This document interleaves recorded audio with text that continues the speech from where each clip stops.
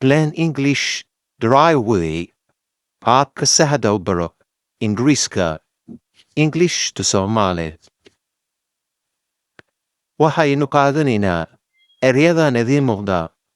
Eryadan waxay leeyihiin Soomaaligooda iyo dhawaqooda xitaa sawirradooda kama maqnaa.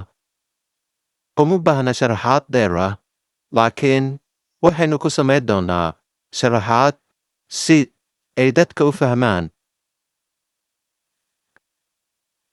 Shaafal, padil, shaafal, padil, soil, arro, soil, arro, wheelbarrow, karikan, wheelbarrow, karikan, barrel, fusto, barrel, fusto,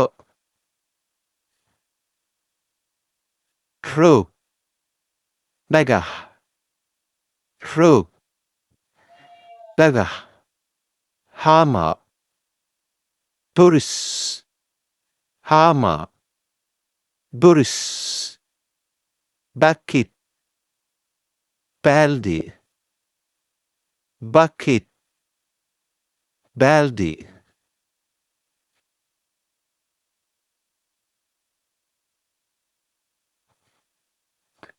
Eryadan waxaa loo isticmaalaa dhismaha, billigis. Badankood waxay ku saabsan yihiin eryada loo isticmaalo qaybta dhismaha.